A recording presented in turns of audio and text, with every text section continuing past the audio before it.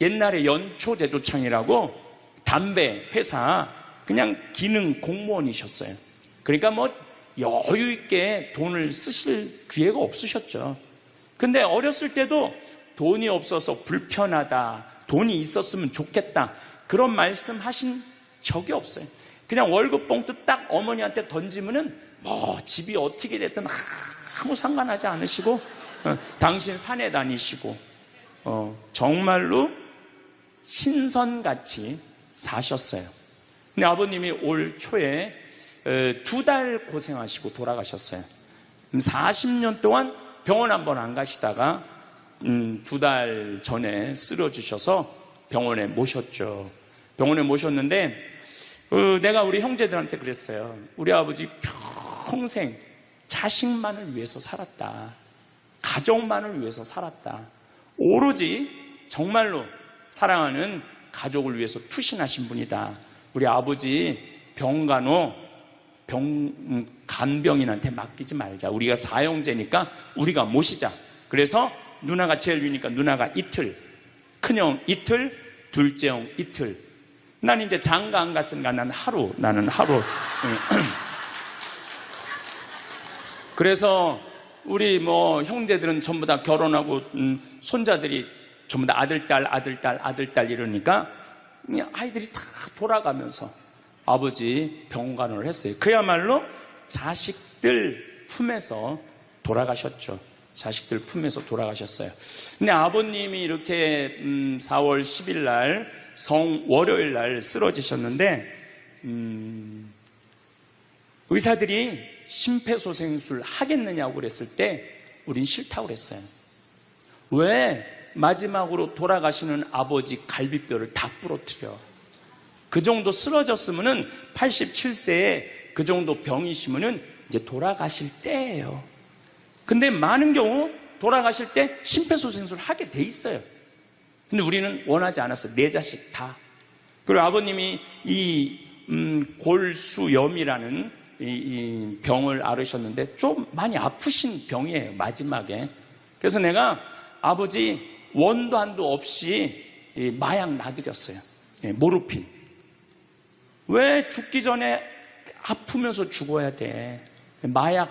그래서 조금만 아픈 기미만 보이면은 간호사한테 가갖고 마약 놔달라고, 모르핀 놔달라고. 여러분들, 죽기 전에 하느님이 인간한테 준 최고의 선물이 뭔지 아세요?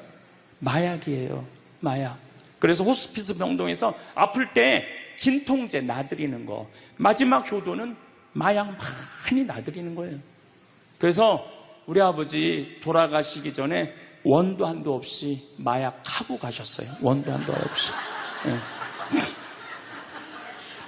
그 조금의 고통을 덜어주는 게 내가 보기에는 효도라는 생각이 들더라고요. 아버지 이렇게 쓰러졌을 때 생명 유지장치 하겠느냐고 의사들이 얘기를 하더라고요. 우리는 아무도 원하지 않았어요. 그냥 아버님 편안하게 보내드리고 싶다고. 왜? 우리 아버지는 참 행복하게 사셨어요. 자식들이 아버지를 너무너무 좋아하고 사랑하고. 그래서 뭐 효도를 뭐 원도 한도 없이 해드렸냐, 이럴 건 자신 있게 말씀 못 드리죠. 하지만 그래도 자식들이 아버지, 손자, 손녀들이 할아버지 너무너무 사랑했기 때문에 편안하게 보내드릴 수 있었어요. 제가 작년에 왠지 우리 아버님한테 용돈을 많이 드리고 싶더라고요. 평생 돈 한번 넉넉하게 써보시지 못한 아버지한테 용돈 많이 드려야 되겠다. 그래서 제가 작년에는 이제 외부 강의, 한 달에 한 번 하면 한 번, 2번 하면 2번. 아버지가 무슨 돈을 이렇게 많이 주느냐고, 신부님. 아버지 원도 한도 없이 마음껏 써보시라고. 그래서 작년 한 해 내도 그전에는 조금씩 용돈 드리다 작년에는 그냥 막 이만큼씩 드렸어요. 아버지 원도 한도 없이 쓰시라고. 마음 안에 이런 마음이 있었어요. 한번 평생 마음껏 돈 한번 써보시지 못한 아버지 마음껏 돈 쓰시라고. 그랬다 뭐 1억을 드리거나 2억을 드린 게 아니야. 100만 원, 200만 원, 한 달에 300만 원 용돈 드린 거죠. 그러니까 아버님이 노인정에 그 노인 어르신들 밥 다 사고, 또 우리 자녀들이 그 23명인데 아버지한테 식사하러 가면은 아버지가 밥값을 다 냈대. 우리 누나가 항상 하는 얘기가 아버지 지갑에 항상 100만 원이 있었대요. 그래서 얼마나 기분이 좋아. 아버지 돌아가셨을 때 노인정에서 그랬대요. 물주 세상 떠나서 어떻게 하느냐고 그랬대. 물주 세상 떠나서 어떻게 했느냐고. 아버님이 1년 동안 원도 없이 즐겁게 사시다가 세상 떠난 거예요. 저는 효도도 나중에 한다는 건 다 거짓말이야. 효도하려면 언제 해야 돼? 지금 해야 돼, 지금. 부모님한테 돌아가시고 난 다음에 땅을 치고 통곡하는 거 다 소용없어요. 그냥 내가 지금 할 수 있을 때 최선을 다해서 효도하는 게 그게 효도라는 생각이 들더라고요. 오늘도 황창현 신부님의 말씀을 통해 행복한 노후를 위한 해안을 얻어가시길 바랍니다. 황창현 신부님의 행복 특강 바로 시작하겠습니다. 지금은 4차 산업혁명 시대에 들어서고 있다고 그래요. 도대체 4차 산업이 뭐냐? 1차 산업은 증기기관의 발명 이후부터 1차 산업이에요. 1800년서부터 한 1900년대까지 이 와트라는 사람이 증기를 가지고 힘을 쓰면서부터 증기기관차, 증기기선, 배, 그 다음에 옷 짜는 것도 증기방적기 뭐 이래갖고 영국에서 시작된 산업혁명을 1차 산업이라고 그래요. 그리고 2차 산업은 에디슨이 1905년에 발견한 전기. 이 전기, 이게 1905년에 에디슨이 발명한 거예요. 그래서 이 전기로부터 시작되는 것을 2차 산업이라고 그래요. 지금 우리는 이 전기의 혜택을 다 받고 살죠. 여러분들 전기 다리미, 그 다음에 세탁기, 냉장고, 텔레비전, 전기 아닌 게 하나도 없어요. 여기 계신 분들은 2차 산업의 혜택을 받고 사시는 분들이죠. 그런데 3차 산업은 컴퓨터, 인터넷, 특별히 스티브 잡스가 시작한 스마트폰, 이게 완전히 세상을 완전히 바꿔놓은 것 3차 산업이에요. 그러니까 여러분들은 1차 산업 때는 안 태어났지만은 2차 산업, 3차 산업은 누리고 사시는 분들이에요. 그런데 지금은 무슨 시대로 들어서느냐 하면 4차 산업 시대로 들어서고 있어요. 4차 산업이라는 건 뭐냐면은 인공지능, 로봇, DNA 조작, 이런 이 완전히 새로운 세상이 펼쳐지고 있죠. 지금 1940년도에 태어나신 분들, 1940년에서 49년 사이에 태어나신 분들 손 들어보세요.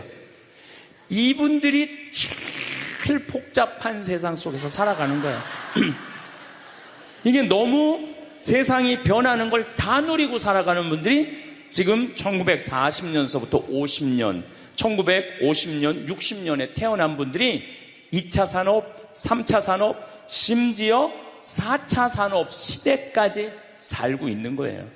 1941년에 이제 내일 모레겠네요. 12월 8일 날 일본이 진주만을 습격을 해요. 그거를 여러분들은 무슨 전쟁으로 들었느냐면 대동아 전쟁으로 들었어요. 그거는 일본 입장이고 일본이 대동아 전쟁이지 우리는 아무 상관없어요. 근데 우리는 대동아 전쟁에 내가 그때 고생했다고 그러는데 그건 일본의 속국의 입장이야. 그러니까 그 대동아 전쟁이라는 말 우리 쓰지 말아야 돼. 태평양 전쟁이겠지. 미국하고 일본하고 한 전쟁. 그 태평양 전쟁 속에서 태어나갖고 고생이란 고생은 다 한 분들이 지금 70대예요. 그 전쟁 끝나고 좀 나은 줄 알았더니 6.25가 또 터졌네. 그래갖고 또 피난 가고 또 일사후퇴 겪으면서 고통 겪고 전쟁 끝나고 난 다음에는 우리나라가 아프리카에 있는 웬만한 나라들보다 못 살았어요. 아프리카에 있는 웬만한 나라보다 못 살았어. 전쟁 끝나고 난 다음에 정말로 허리띠 졸라 매가면서 잘 살아보자고 우리도 한번 잘 살아보자고. 그래갖고 너무 가난한 나라에서 올해 우리가 3만 달러를 넘었을 거라고 그래요. 3만 달러를 넘었으면은 드디어 선진국에 들어서는 거예요. 가장 가난한 나라에서 선진국까지 변화를 여러분들은 경험하고 계신 거예요. 그러니까 여러분들은 너무나 혼란스러운 세상 속에서 이날 이때까지 헤쳐나오고 계신 거예요.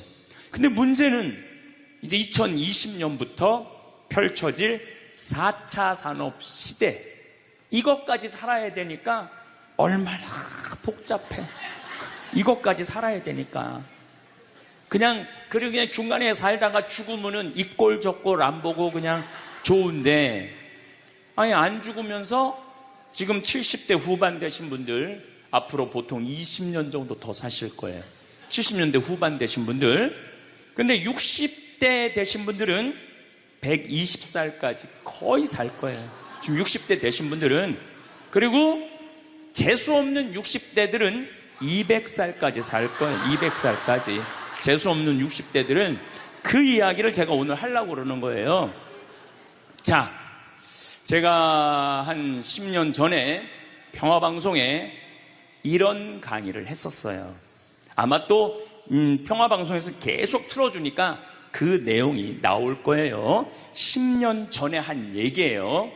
앞으로 2020년이 되기 시작하면은 인간은 세 종류로 나눠질 것이다. DNA 조작 인간. 이제 DNA를 조작할 수가 있어요. 우리가 눈을 밝게 할 수도 있고, 귀를 잘 들리게 할 수도 있고, 근육이 완전히 이 아놀드 슈왈거네처럼 근육이 막 이렇게 튀어나오게 할 수도 있어요. 운동 안 해도 DNA 조작 인간. 옛날에는 DNA를 한번 내가 DNA가 어떤지 검사하려고 그러면은 2억 내지 3억이 들었어. 그런데 지금은 내 DNA를 검사하는데 얼마면 검사할 수 있냐면 5만 원이면 검사할 수 있어요. 5만 원이면.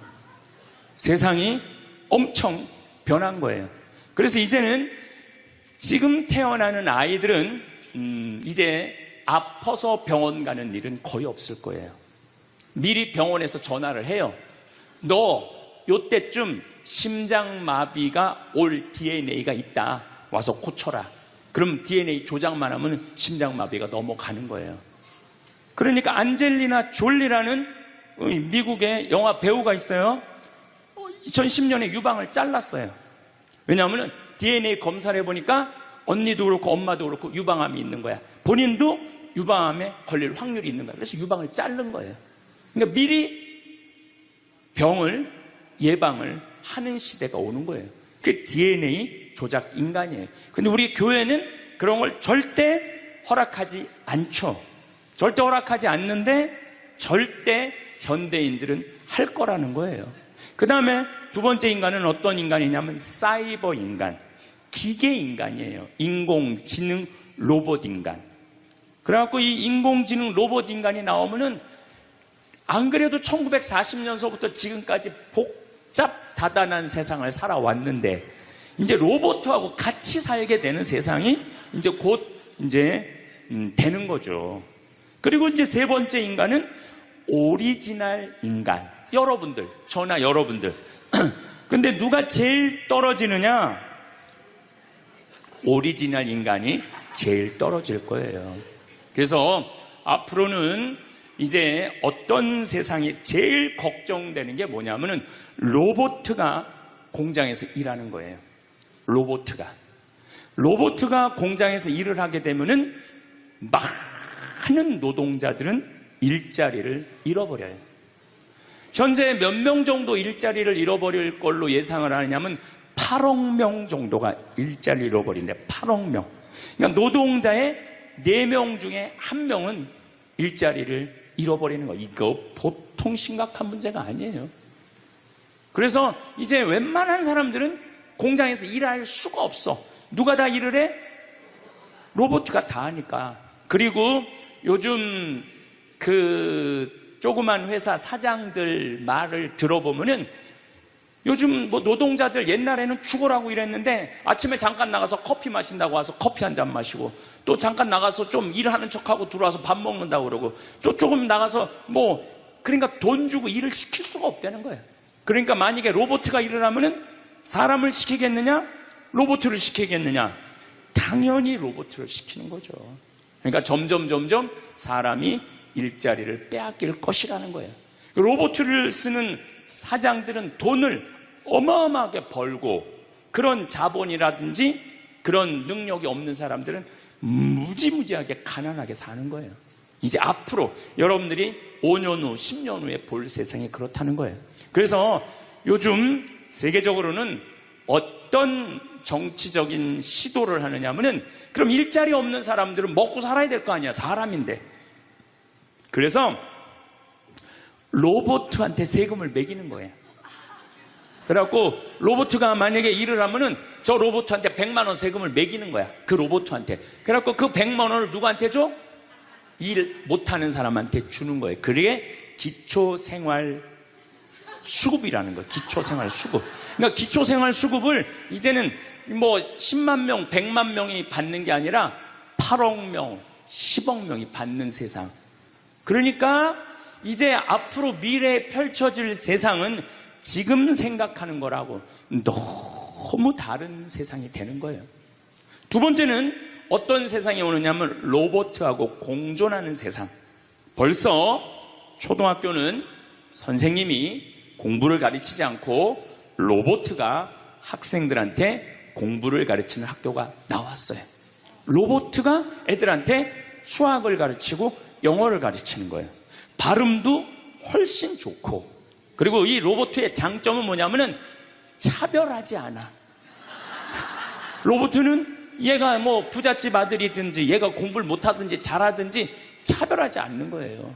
그리고 웬만한 선생님보다 훨씬 잘 가르친다는 거예요. 그러니까 이제는 로봇가 교사가 되는 그런 시대가 온 거예요. 또 이제는 앞으로는 무슨 세상이 될 거냐면 어린아이들 돌보는 부모가 누가 돌보느냐면 로봇가 돌보는 거예요. 나 동화책 읽어줘. 그럼 엄마는 나 바빠 짜증나. 아이 너 잠이나 자. 이런데 부모 로봇은 나 동화책 읽어주면 아주 부드러운 소리로 짜증 한번 안 부리고. 그러니까 애가 엄마를 좋아하는 것보다는 누구를 더 좋아해? 로봇 부모를 더 좋아하는 거야. 나 엄마 필요 없다고. 이거 정말 우스갯소리가 아니라요, 진짜 벌어질 일이에요. 또 이제 로봇은 아내가 중풍이 걸렸어. 그래서 움직이질 못해. 그럼 누가 병간호를 운동을 도와주느냐 하면 로봇가 도와줘요. 근데 이 로봇은 완전히, 제가 지난번 강의 때도 얘기했지만은 이제 섹스 로봇가 나온다고 그랬죠. 록시라고 5가지를 고를 수 있다고 그래요. 피부색, 키, 성격 이런 걸 고를 수가 있대. 그러니까 까칠한 여자, 부드러운 여자. 뭐 내가 까칠한 여자 좋아하면 성격 까칠한 로봇을 고르면 되는 거야. 근데 문제는 아내가 아파. 남편은 나가서 돈 벌어야 돼. 그래서 로봇을 하나 도우미 로봇을 했어. 근데 이 로봇은 아내를 너무 따뜻하게 해주는 거야. 그러니까 아내는 자꾸 남편한테 실망하는 거야. 자기 힘들다고 들어가서 자고. 근데 로봇은 나 좀 주물러 달라 그러면 언제든지 와서 주물러 주잖아요. 그러니까 남편한테 당신 나 필요 없다고, 나 이혼하고 싶다고. 그러니까 로봇하고 사람하고 혼동하는 세상이 오는 거예요. 로봇하고 사람하고. 그리고 더욱 2040년이 되면은 이 로봇가 감정까지 느껴. 그래서 사랑까지 할 수 있다는 거예요. 사랑까지. 아내 역할을 다 할 수 있는 세상이 온다는 거예요. 저 신부님 너무 앞서 나가는 거 아니야. 앞서 나가는 거 아니에요. 지금 미래 과학자들은 다 그런 세상이 온다고. 근데 이게 먼 미래가 아니라 바로 코앞에 와 있다는 거예요. 바로 코앞에 와 있다는 거예요. 3D 프린터기로 콩팥 만들 수 있어요. 간 만들 수 있어요. 요즘 시도하는 건 심장까지 만들어 갖고, 이제 앞으로는 이제 여러분들이 이제 한 90살쯤 되면은 85살쯤 돼도 그럴지 몰라. 생일날 아버지 이번 생일에 아버지 간 좀 갈아드릴게요. 그래갖고 간 갈아주고, 내년에는 심장 갈아드릴게요. 심장 갈아주고. 그런 세상이 올 가능성이 굉장히 많아요. 그럴 세상이. 참 이게 오래 사는 게 2045년까지만 살면은 안 죽는다는 거예요. 2045년. 그러니까 내가 80살까지만 나도 살면 어떻게든지 버티면은 안 죽을 수 있다는 거. 80살까지만. 앞으로 펼쳐질 세상에 가장 걱정스러운 게 뭐냐면은 수명 연장이에요. 수명 연장. 여기 계신 분들 중에 아까도 말씀드렸지만은 100살, 120살, 정말로 재수 없으면은 200살까지 살 수 있는 분들이 많습니다. 실질적으로 많아요. 근데 여러분들 오래 사는 거 좋을까요? 내가 많은 분들이 오래 살길 원해요. 안 죽는 걸 원해요. 근데 내가 만약에 앞으로 뭐 길게 안 보고 딱 120살까지 산다고 보면 내가 앞으로 67년 정도 더 살면은 120살 되거든요. 67년. 근데 내가 앞으로 67년 동안 사는 동안 불면증이 있어. 매일 밤마다 잠이 안 와. 67년 동안. 그 여러분들 좋을 것 같아요? 내가 정말로 마음 안에 미움이 너무너무 꽉 차 있어. 67년 동안 계속 미움 속에서 살아. 분노가 꽉 있어. 67년 동안 분노 속에서 항상 좌절감을 맛보고 있어. 우울하고 있어. 내가 우울해. 또 좋으래. 어떨 땐 좋을 땐 너무 좋고 싫을 땐 너무 싫고, 그렇게 막 업 앤 다운, 업 앤 다운 그러면서 앞으로 50년, 60년 사는 거 좋아요? 그렇게 성숙함이 없이 살 거면 그냥 지금 죽는 게 나아. 지금 죽는 게 나아요. 내가 앞으로 60년 동안 살면서 매일매일 감동하고 매일매일 행복하고 매일매일 감사하고 매일매일 사랑한다면은 앞으로 60년 사는 거 괜찮겠죠. 그런데 60년 내내 잠도 못 자고 미움 속에서, 자식들 원망 속에서, 외로움 속에서, 배신 속에서, 불행 속에서 오래 사는 거 좋아요? 적당한 나이에 죽는 거 내가 보기엔 그 축복이에요. 그래서 여러분들은 이제 나는 이 복잡한 세상 속에서 사는 것도 중요하지만 어떻게 죽을 거냐, 이 시나리오를 잘 준비해야 돼요. 난 어떻게 죽을 거냐. 나는 생일날 애가 심장 갈아준다면 나 그거 필요 없다. 내 생일 선물로 그 심장 필요 없다. 그냥 나는 하느님이 주신 생명, 그 수명 그대로 살다가 그냥 행복하게 떠날 거다. 그런 마음이 중요해요. 근데 우리가 성숙하지 못하면은 그냥 무조건 안 죽으려고만 용을 쓰는 거예요. 또 하늘나라에 대한 희망이 없는 사람들이 안 죽으려고 그러는 거예요. 아니 지금 있는 것보다 하늘나라 올라가면 훨씬 행복하면은 안 죽을 이유가 뭐 있어? 죽으면 되지. 그냥 사는 날까지 즐겁게 살다가 죽는 날 즐겁게 죽으면 되는 거예요. 이 훈련이 꼭 필요해요. 여러분들 이게 뭐 요즘 알고리즘 그러는데 그건 다 제쳐두고 내가 인생의 설계가 필요해. 나는 몇 살까지 살다가 더 이상 치료받지 않고 암이 걸리면은 안 갈고, 그냥 안 갈고, 간 안 갈고, 신장 안 갈고, 췌장 안 갈고 그냥 하느님 품으로 간다는 생각이 아주 중요하다는 거예요. 제가 보기에는 한 87세까지 살다가 죽는 게 제일 좋은 것 같아. 87세. 아주 딱 좋은 나이가 87세예요. 죽기 딱 좋은 나이가 87세 같아. 그거 넘었으면은 정말 안 보이고 안 들리고 불편해요. 그래서 87세까지 건강하게 살다가 행복하게 떠나는 그런 마음가짐이 제 생각에 참 중요한 것 같아요. 사실 지난 2017년 4월 10일 날 우리 아버지께서 세상을 떠나셨어요. 올해 떠나신 거죠. 올해 떠나셨는데 우리 아버지는 평생 쌍시옷 소리를 한 번도 하신 적이 없어요. 예, 아버지 입에서 욕을 들어봤던 적이 없어요. 쌍시옷 소리를 한 번도 들어본 적이 없어요. 내 자식을 키울 때 매질 한 번 하시지 않으셨어요. 그리고 우리 아버지는 참 남 욕을 하신 적이 없어요. 보통 뭐 누구 욕도 하고 정치인 욕도 하고 뭐 세상도 욕하는데 한 번도 욕하신 적이 없어요. 어쨌거나 아버님은 쓰러지신 날 당신 스스로 걸어서 화장실 가셔서 아침까지, 그리고 오후 1시에 쓰러지셨어요. 그래갖고 밤 10시 41분에 돌아가셨어요. 근데 제가 아버지한테 그랬어요. 아버지, 돌아가시려면은 오늘 돌아가셔야 된다고. 왜냐하면 그날이 성월요일이었거든요. 성화요일 날 돌아가시면은 장례미사를 못해요. 왜냐하면 성목요일 날은 장례미사를 못하게 돼 있어요. 성금요일, 토요일 다 장례미사 못해요. 그리고 예수부활 대축일 장례미사 못해요. 그리고 그 다음 월요일 날 장례를 해야 되는 거야. 의사 선생님은 오늘 내일 돌아가실 것 같다 그러는데 내가 그랬어. 돌아가시려면 오늘 돌아가시라고, 내일 돌아가시지 말고. 근데 딱 10시 41분에 돌아가셨어요. 그래서 성수요일 날 아버님 장례 미사를 하는데 우리 수원교구에 주교님 4분이 다 오셨어. 얼마나 그게 영광스러워요. 주교님이 4분이나 오셨으니까.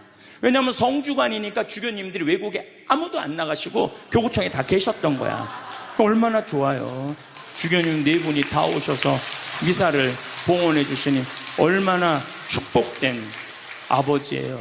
또 신부님들이 많이 오셔갖고 그 성당에 수원 정작 꽃매 성당인데 꽤 그래도 큰 성당인데 신부님들이 꽉 차갖고 젊은 신부들이 지하에서 미사를 봉헌했다는 거예요. 그것처럼 축복이 어디 있어요. 그냥 하루라도 더 살라고 용 쓰다가 화요일 날 돌아가셨으면은 7일장 하는 거예요. 7일장. 하루라도 더 살라고 용을 쓰셨으면은. 근데 우리 아버지는 정말로 살아있을 때도 나한테 행복을 주시는데 떠나실 때도 행복하게 떠나시더라고요. 여러분들도 마찬가지예요. 그 엘리자베스 퀴를로 로스라는 호스피스, 유명한 시카고 대학의 호스피스 박사가 있어요. 이분은 2,500명 죽었다 살아난 사람들, 죽었다 살아난 사람들 여러분들 많은 거 아시죠? 왜 죽었다 살아난 사람들이 많아요? 심폐소생술 때문에.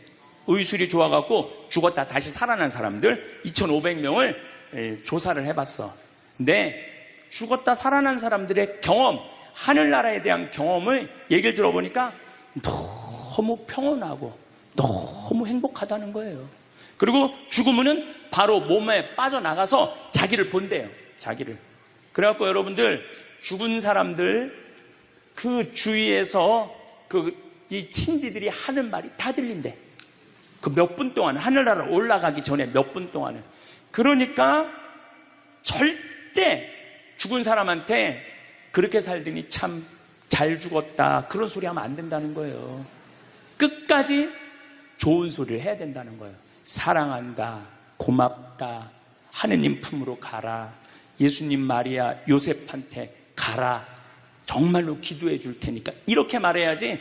그렇게 우리를 괴롭히더니 이렇게 죽는다고 정말로 지옥에 갈 사람이라고 이렇게 말하면은 다 영원히 듣는다는 거예요.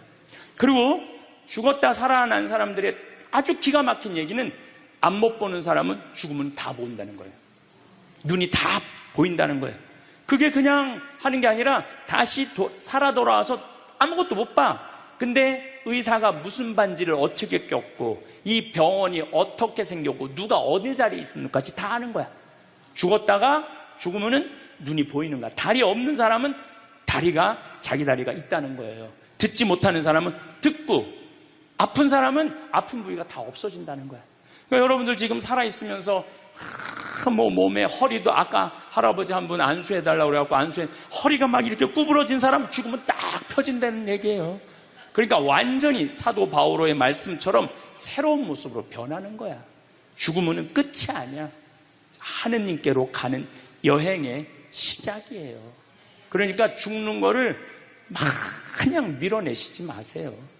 한 70년, 80년 살았으면 살 만큼 살지 않았어? 그렇죠? 뭐하러 200년을 살아? 뭐하러 300년을 살아? 또 200년, 300년 사는 것도 좋아요. 그런데 정말로 감동 속에서, 행복 속에서, 사랑 속에서 200년, 300년을 살면 좋지. 근데 여러분들 한 200살 되면 여러분들하고 놀아줄 사람이 몇 명이나 될 것 같아? 200살 단 사람하고. 그 외로움 속에서 사는 거예요. 그래서 자연의 순리를 따르고 사는 게 가장 좋은 거예요. 자연의 순리를. 그래서 사는 만큼 살다가 떠날 때 이제 누구한테 간다고 생각하면 돼? 하느님 아버지한테로 간다고 생각하면 돼. 그래서 죽는 게 결코 나쁜 게 아니에요. 저도 아버님을 보내드리면서 굉장히 슬펐죠. 하지만은 우리 아버지 너무너무 열심히 사셨고, 마지막에 우리 주교님들, 우리 사제들, 또 수많은 교우들이 기도 속에서 저는 아버지 하늘나라로 갔다고 생각을 해요. 또 아버지는 살아생전에 고향이 경상도 함양인데 어머니가 이미 가묘를 다 해놨어, 고향에다가. 근데 아버지는 고향에 가기 싫다는 거예요. 어머니는 고향에 가고 싶고, 죽으면은. 그래서 아버지는 나는 고향에 안 가. 어머니 왜 안 가냐고, 그 고향에 그 좋은 산소 써놓고. 그래서 맨날 두 분이 간다 안 간다 그러시더라고요. 난 그 얘기를 들을 때마다 참 웃기더라고요. 왜 웃기냐면은 갔다가 모셔다가 묻는 건 우린데 본인이 간다고 가고 안 간다고 안 가. 우리가 모시는 대로 가는 거지. 근데 작년에 아버님이 굉장히 건강하셨어요. 올해 쓰러지시기 전에. 근데 아버님 말씀이 제 귀를 울리더라고요. 그래서 우리 천주교 수원교구 안성 천주교 공원묘원에 갔어요. 꼭 우리 후배 신부님한테 제일 좋은 자리를 좀 봐줘라. 딱 갔는데 정말로 산소 자리가 좋더라고요. 그냥 양지 바른데 앞에 우리 아버지가 참 파란 걸 좋아하셨는데 그 아버님 내가 산소 자리 본데 앞에 파란 골프장이 쫙 보여. 얼마나 좋은지. 그래갖고 아무도 몰래, 우리 가족 아무도 몰래 내가 예약을 해놨어요. 그리고 아버님 돌아가셨을 때 안성 천주교 공원묘 모셨죠. 아버님이 왜 고향에 가기 싫어하셨느냐면은 우리 큰할아버지, 둘째 할아버지가, 셋째 할아버지까지 있었는데 큰할아버지가 딸만 6을 낳았어요. 둘째 할아버지는 아들을 3을 낳았는데 둘째 할아버지, 첫째 아들이 우리 아버지야. 근데 1930년, 우리 아버지가 30년생이시니까 87세니까 그때는요, 장손집에 아들이 없으면 8살 이전에 큰아버지 집에 가서 양자로 자라야 돼. 아버지는 그랬던 거예요. 그래서 친어머니 아버지 밑에서 못 자라셨어. 그래 고향이 싫은 거야. 그래서 난 고향에 안 간다고. 근데 제 생각에는 그 아버님의 마음을 헤아려 주는 게 난 예의라는 생각이 들더라고요. 그래서 아버님 원하는 대로 안성에 모셨는데 얼마나 좋은지 몰라요. 어제도 갔다 왔어요. 그냥 오며 가며 가는 길에, 강의 가는 길에 한번 가서 뵙고, 우리 아버님 마지막까지 담배를 피셨어요. 그것 때문에 돌아가신 거지만은, 그래갖고 어제도 담배 한 대 탁 물려드렸어요. 피시라고. 갈 때마다 담배를 한 대씩 물려드리세요. 무슨 얘기냐면 부모하고 자식은 살아서도 좋고 죽어서도 좋아야 돼. 그런데 부모님이 10년 동안 똥오줌 싸고 치매 걸려갖고 지겨워. 부모님 찾아오지도 않았어. 그래갖고 부모님이 돌아가셨어. 그럼 자식이 땅을 치고 불효한 것에 대해서 울면서 통곡해. 그리고 돌아가셨는데도 부모님 먼 데다 모셔놔갖고 1년에 한 번, 2년에 한 번 가고, 살아서도 안 좋고 죽어서도 안 좋은 거예요. 그러니까 여러분들은 살아서도 좋고 죽어서도 좋은 부모 자식 관계를 유지하려면 죽음에 대해서 생각을 많이 하셔야 돼. 죽음에 대해서. 근데 이제 아버님 돌아가셨는데 딱 화요일 하루 장례를 했는데 조문객들이 얼마나 많이 왔는지 밥을 7번을 했대요. 보통 장례 밥 1번 한대. 근데 밥을 7번 했대. 우리 형님 둘도 나만 활동을 많이 하는 게 아니라 형님 둘도 어마어마하게 친구가 많더라고 보니까. 우리 누님도 그렇고. 그러니까 그냥 1000명 이상이 조문객이 왔으니까 조의금도 굉장히 많이 들어왔다는 얘기죠. 조의금도. 근데 내가 그 조의금을 싹 모아서 평창으로 갖고 왔어요. 우리 형제들은 조의금을 구경도 못했어요. 제가 왜 그걸 싹 모아서 갖고 왔느냐 하면은 내가 본당 신부 때 장례 식장에 교우들 초상남은 가면은 상주가 안 나와. 그 왜 안 나오냐 그랬더니 저기 지금 방에 들어가고 조의금 갖고 싸운다는 거야. 네가 더 가질 거냐 내가 더 가질 거냐. 여러분들, 저는 우리 지금 대한민국이 이 변화, 제가 변화의 도전이라는 주제로 강의를 하지만 이 변화되는 세상에 생각을 바꿔야 돼요. 이제 지금 기업의 0.3%가 우리나라 총이익의 50%를 갖고 있대요. 그러면 그 0.3% 되는 대기업가들이 다 가난한 사람을 위해서, 나라를 위해서 세금을 내놔야 돼요. 이 시대는 이제 로봇가 자리 다 뺏어가고 사이버 인간이 다 뺏어가고 우리는 어떻게 살아, 인간은. 그래서 이 정치가 중요한 거예요, 21세기는. 그래서 그런 사람들 다 뺏어서 직장 생활 못하는 사람들한테 기초생활급 줘야 돼. 또 직장 생활 안 하는 사람들은 사람이 일을 안 하면은요 행복하지 않은 거예요. 일을 안 하면.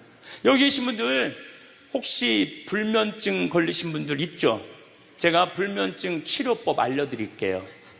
어떻게 하면 잠을 잘 오느냐면 아침 6시에 일어나. 그래갖고 아침 기도해. 아침 기도, 부모를 위한 기도, 나라를 위한 기도, 자녀를 위한 기도 다 해. 그리고 정성스럽게 이불 개고 세수, 머리도 다 드라이기 쓰지 말고 수건으로 다 말려 머리도. 그리고 밥 정성스럽고 해 먹고, 목욕탕도 가갖고 묵직이도 5단 있는 힘 땀 다 빼고, 그리고 발차기도 하고 목욕탕 안에서 제일 좋은 거라는 거예요. 그리고 산책하고 미사 참여하고 성서 쓰고 정성스럽게 행동을 하세요. 설거지도 정성스럽게 하고. 그러면은 저녁 8시만 되면 기절해서 자요. 여러분들이 하루 생활이 정성스럽지 않기 때문에 잠을 못 자는 거예요. 기절해서 자요. 저는 요즘 지금 목도 지금 특강을 너무 많이 해갖고 목이 쉬었는데, 요즘 이렇게 어제도 대전 강의 갔다 와서 7시만 되니까 막 눈알이 뒤집어지려고 그러더라고, 눈알이. 그러면 자는 거예요. 근데 아무것도 안 하고 그냥 가만히 움직이지 않으면요 밤에 잠이 안 오죠. 당연히 잠이 안 오죠. 그래서 정성스럽게 사는 게 중요한 거예요. 어쨌거나 하여튼 아버님 그 조의금을 싹 갖고 왔어요, 평창에. 그래갖고 내가 우리 형제들한테 얘기했어요. 아버님 돌아가신 조의금은 어린아이를 위해서 쓸 거고, 어머님이 돌아가신 조의금은 노인분들을 위해서 쓸 거다. 그래서 이번에 잠비아에 에이즈 어린이 고아원 짓는데 아버님 조의금 보냈어요. 또 빈센트 병원에서 이번에 20명을 수술을 해줬는데 그중에 2명 아버님 조의금으로 또 수술도 해주고. 아직도 많이 남아있어. 아직도. 이제는 여러분들 떠날 때 자식한테 주고 떠나지 마세요. 세상에 주고 떠나세요. 어떤 세상에? 어렵고 힘들고 고통받는 사람들한테 주고 떠나세요. 그리고 미국이나 유럽은 보통 할머니들이 다 나 조의금 어디다 보내라, 어느 수도원에 보내라, 어느 고아원에 보내라, 어느 장애시설에 보내라, 다 그런다는 거예요. 대한민국 사람들만 죽을 때까지 이기적으로 죽는 거예요. 살아서도 이기적으로 살고 죽을 때도 이기적으로 죽는 거예요. 그래서 하여튼 우리 형제들은 조의금 구경도 못했어. 대신 내가 우리 형제들한테 보내준 선물이 있어요. 조의금 명단은 다 보내줬어. 타이프 쳐갖고. 갚아야 될 거 아니야. 갚아야 될 거 아니야. 되게 죽은 사람들의 경험을 들어보면은, 내가 이 키블러 로스라는 이분 책을 요즘 계속 읽고 있는데, 기가 막힌 거는 딸이 죽었어. 근데 다시 살아났어. 근데 이 딸이 아빠 엄마한테 얘기하는 거. 엄마 아빠 내가 죽었는데 오빠가 나를 너무 행복하게 기다리고 있어. 그래서 그 오빠랑 놀았는데 너무너무 행복했어. 근데 이 엄마 아빠는 너무너무 놀란 거예요. 왜 놀랬느냐 하면은 이 아이가 태어나기 전에 오빠가 죽어갖고 단 한 번도 오빠 얘기를 한 적이 없거든. 근데 죽어서 그 오빠가 기다리고 있는 거예요. 그러니까 이 기가 막힌 노릇 아니에요. 또 이런 경우도 있었다고 그래요. 어떤 경우가 있었느냐 하면은 교통사고 났어. 여동생, 오빠, 아빠가 했는데 오빠하고 아빠는 죽은 거야. 그 여동생은 다 기절한 상태에서 죽었는지 안 죽었는지 확인할 길이 없잖아요. 근데 다시 죽었다고 생각하고 병원에 가서 살아서 났어. 근데 이 여동생이 엄마 너무 슬퍼하지 마. 하늘나라에서 오빠하고 아빠가 날 기다리고 있어. 너무 행복해. 근데 얘는 오빠하고 아빠가 죽었는지 모르는 상태에 혼수 상태인데 그걸 아는 거예요. 근데 여기 특징 중에 하나는 죽어서는 살아있는 사람은 절대 못 본대요. 죽은 사람만 본다는 거예요. 죽은 사람만 하늘나라에서 본다는 거예요.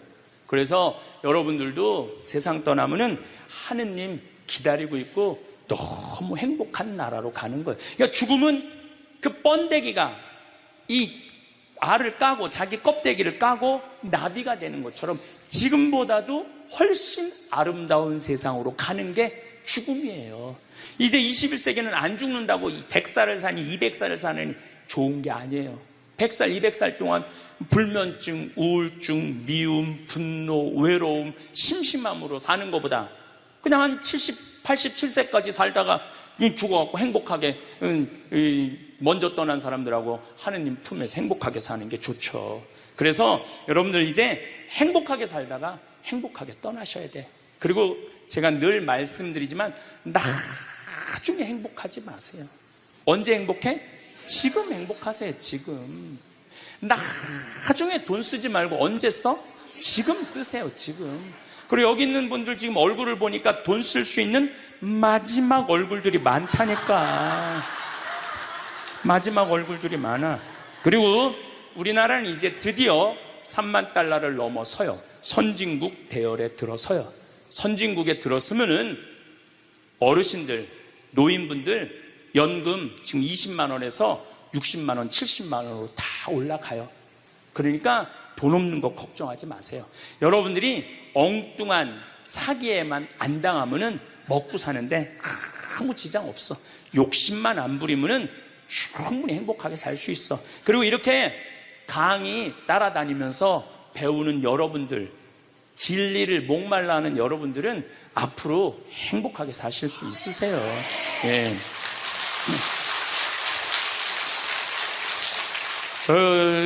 인생의 주인공은 나야. 내 자식이 아니고 내 남편이 아니고 내 아내가 아니야. 내 행복은 누가 책임지느냐 하면 내가 책임지는 거야. 내가 지금 불행한 거는 남편 탓도 아니고 자식 탓도 아니고 누구 탓이야?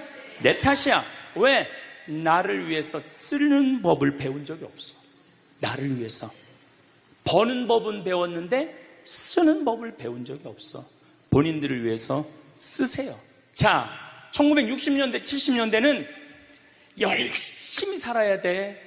너 정말로 아끼고 살아야 돼. 가난했을 때 얘기예요. 이제 3만 달러가 넘었을 때는 이제는 재밌게 살고 행복하게 살고 의미 있게 살고 나누고 살아야 돼. 언어가 이제는 바뀌어야 돼. 그래서 여러분들 정말로 이제는 의미 있고 재미있고 행복하게 생활하시길 바라겠습니다. 어떻게 늙어갈 것인가는 모든 늙은이들의 화두일 것입니다. 사람이 다르듯이 늙는 것도 다르기 때문이지요. 사람이 각기 살아온 역사가 다른 것처럼 늙는 것도 각자 다를 수밖에 없습니다. 품위를 지키며 보람차고 아름답게 늙는 사람이 있는가 하면 그렇지 못한 경우도 있습니다. 멋지거나 추하거나 또 행복하거나 불행한 노년이 되는 것은 모두 자신의 책임입니다. 우리는 모두 살아온 궤적이 다릅니다. 그래서 모든 노년이 즐거움과 행복을 같이 누릴 수 없는 것이 당연합니다. 그러나 노령 여하에 따라서 아름답고 행복하게 늙어갈 수는 있습니다. 그 남다른 노력을 소홀히 하지 않은 것이 바로 지혜입니다. 인간은 지난 세월을 어떻게 살았느냐에 따라 노년이 평가되는 것입니다. 그러나 남은 생애를 어떻게 보내느냐에 따라 노력만큼 다르게 늙을 수 있다는 것은 자연의 가르침이고 진리입니다. 그래서 자기 관리를 잘하는 것은 축복이며 아름다운 노년의 길이라 할 수 있습니다. 사람이 우아하게 늙어가는 방법은 무엇일까요? 인간의 노화는 그 어떤 의학으로도 막을 길이 없습니다. 그래서 그 노화를 아름답고 우아하게 바꾸려는 노력이 중요한 것입니다. 우아하게 늙는 방법에는 여러 가지가 있습니다. 근본적으로는 정산종사님과 같이 마음의 욕심을 떼고 깊은 수양을 하지 않으면 불가능합니다. 그러나 누구나 그렇게 수행에 몰두할 수는 없지요. 그렇다면 아름답게 늙어가는 방법은 무엇일까요? 첫째, 건강한 생활 습관을 가지는 것입니다. 금연과 절주 그리고 적당한 운동으로 생활 습관을 가꾸는 것입니다. 올바른 생활 습관은 건강을 올바르게 다잡아주면서 아름답게 늙어갈 수 있는 것이지요. 둘째, 충분한 휴식과 수면을 취하는 것입니다. 너무 적게 자고 너무 많이 자는 것도 좋지 않습니다. 뭐든지 알맞게 하는 것이 좋은 것입니다. 낮잠을 적당히 자는 것도 건강을 유지하고 아름답게 늙어가는 비결입니다. 셋째, 사랑을 하는 것입니다. 사랑을 받고 사랑을 주는 것만큼 아름답게 늙어가게 하는 일은 없습니다. 사랑을 하면 얼굴색이 변하고 사랑을 하면 곱게 늙어갈 수 있습니다. 큰 사랑, 넓은 사랑을 하는 것이지요. 넷째, 마음가짐을 편하게 하는 것입니다. 사람이 살다 보면 별의별 경계와 부딪히게 됩니다. 하지만 언제나 긍정적이고 적극적이며 정열적인 행동으로 마음을 편하게 가지면 곱게 늙어갈 수 있지요. 다섯째, 노화에 맞서지 말고 자연스럽게 수용하는 것입니다. 의학의 발달로 주름살 하나에도 피부 미용 시술과 성형들을 하지요. 자연스럽게 늙어가야 합니다. 나이에 맞지 않는 어색함을 주는 얼굴은 오히려 우아함을 상실합니다. 여섯째, 욕심을 버리는 것입니다. 욕심을 내려놔야지요. 아무리 의욕 있고 하고 싶어도 나이 들면 욕심을 부리면 안 됩니다. 나이 들어 욕심을 부리면 아름답게 느껴지지 않고 추하게 보여 외면당합니다. 일곱째, 말을 줄이는 것입니다. 젊은 애들은 제잘제잘 말을 많이 하면 귀엽지요. 그런데 나이 들어 말을 많이 하면 다들 싫어합니다. 그래서 말을 줄여야 합니다. 특히 잔소리는 금물이고요. 여덟째, 회의나 모임에 부지런히 참석하는 것입니다. 불러만 줘도 기쁜 나이입니다. 대외 활동을 기피하면 정신과 육체가 모두 병들 수 있어요. 교당이나 교회, 동창회나 카페 모임, 옛 직장 동료 모임 등에 빠짐없이 참석하는 것입니다. 아홉째, 공덕을 쌓는 것입니다. 지금 쌓은 공덕이 내 생의 미천입니다. 내 생을 이 생보다 멋지게 살려면 생전에 아낌없이 베풀어야 합니다. 그래서 보시보다 더 큰 공덕이 없다고 하는 것이지요. 열째, 죽음을 준비하는 것입니다. 인간은 누구나 죽습니다. 그걸 거부하고 더 살겠다고 발버둥 치는 것을 노추라고 합니다. 불생불멸 의진리, 인과응보 의진리를 철저히 믿어야 합니다. 어떻습니까? 물론 이 외에도 멋지게 늙는 방법은 많이 있을 것입니다. 그래도 이 10가지라도 몸에 익히면 우리는 훨씬 우아하게 늙어갈 수 있습니다. 어여쁘게 물든 단풍은 봄꽃보다 아름답다고 합니다. 나이만 먹고 백발만 난다고 어른이 아닙니다. 남을 잘 용납하고 덕을 입히는 사람이 어른이지요. 아무튼 우아하게 늙는다는 것 정말 어려운 숙제입니다. 잘 늙어가는 것의 근본은 우리의 마음입니다. 마음의 본말을 알고 마음 닦는 법을 알며 마음 쓰는 법을 아는 것이 제일 가는 지혜인 것입니다. 우리 이 지혜를 터득해 이 세상에서 가장 좋은 얼굴로 멋지게 늙어가면 얼마나 좋을까요? 다음으로 모르면 손해보는 노후 준비 핵심 요소 5가지를 살펴봅시다. 첫 번째는 경제적 자립입니다. 노후 생활의 기본은 수입과 지출을 자신의 경제 수준 내에서 일정하게 관리하는 것이다. 현금 흐름의 안정적 유지로 이를 위해서는 3층 연금 체계를 갖춰야 한다. 1층은 누구나 가입하는 국민연금이다. 국민연금은 타 상품에 비해 장점이 많지만 소득 대체율이 낮다.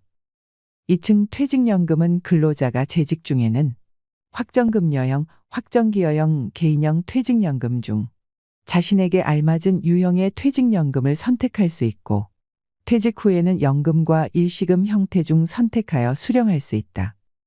3층 사적연금은 개인별 차별화가 있고 노후자금 확보의 부동 자산의 유동화도 고려할 필요가 있다. 두 번째는 건강입니다. 건강을 잃으면 모든 것을 잃는다. 성공, 물질적 소유, 명예도 중요하지만 좋은 건강을 대체할 수 없다. 건강을 위해 균형 잡힌 식사, 규칙적 운동, 정기검진 등이 필요하다. 재취업을 위한 자격증 획득과 자신만의 경쟁력을 갖춰라. 세 번째는 취미와 할 일입니다. 노년에 할 일이 있다는 것은 축복이다. 노인을 위한 나라는 없다. 스스로 외롭지 않은 노후 준비를 해야 한다. 봉사와 문화생활로의 의미와 행복을 찾을 수 있다. 인간은 할 일을 후회하기보다 하지 않은 일을 더 후회한다. 네 번째는 재미를 찾아야 합니다. 소득 수준이 늘어가면서 즐기는 여가 문화도 변했다.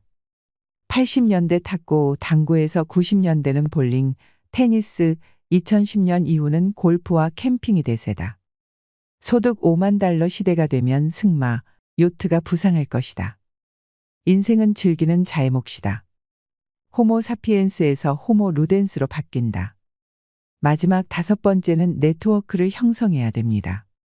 사회적 관계망은 나이가 들수록 감소하게 마련이다. 친구나 이웃 관계가 좋을수록 더 건강하고 행복하다.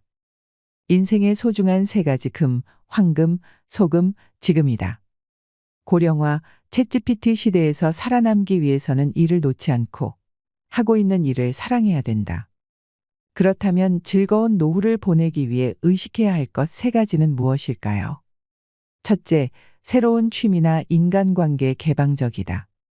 새로운 취미에 도전하거나 인간관계를 받아들이거나 항상 오픈 마인드를 유의하는 것이다. 예컨대 새로운 취미를 하게 되면 그곳에서 새로운 인간관계가 생긴다. 레벨업 하고 싶다, 작품 전에 출품하고 싶다라고 하는 목표를 가지는 것도 좋고 동아리에 참가해 임원이나 담당을 맡는 것도 좋다. 즉 인간관계, 목표, 공헌이라는 즐거운 노후를 보내는 세 가지 포인트가 중요하다. 둘째, 여유 있는 노후 계획을 세운다. 시간적으로 자금적으로 여유를 가지고 계획을 세우는 것도 포인트다. 시간이 없다, 돈이 없다 등 없다는 감각은 기분을 피폐하게 만든다. 무모한 계획을 세우고 스스로 자신을 몰아가 버리면 본전도 없다. 예컨대 목표를 세울 때는 누군가와 겨루거나 하는 것이 아니라 노후에는 어디까지나 자신의 시간을 즐긴다는 관점에서 설정해 보면 좋지 않을까? 셋째, 즐거운 노후를 위한 주거 선택의 포인트다. 즐거운 노후는 어떤 곳에 사느냐에 따라서 좌우될 수도 있다. 거주지를 찾을 때는 다음 포인트를 검토해 보는 것은 어떨까? 첫 번째, 최소 10평 미만의 집은 피해라. 최소 10평 미만의 집은 피해라입니다. 실제로 60대 이후에는 자녀들을 모두 출가시키고 부부 또는 혼자 사는 시니어들이 많습니다. 이때 무조건 작은 집으로 가야겠다는 생각에 10평 미만의 집을 선택하는 경우도 있는데 보통 정부에서 지원하는 실버 임대주택의 경우에도 전용 8평, 10평 정도가 많고 오피스텔의 경우에도 10평이 채 안 되는 곳이 많습니다.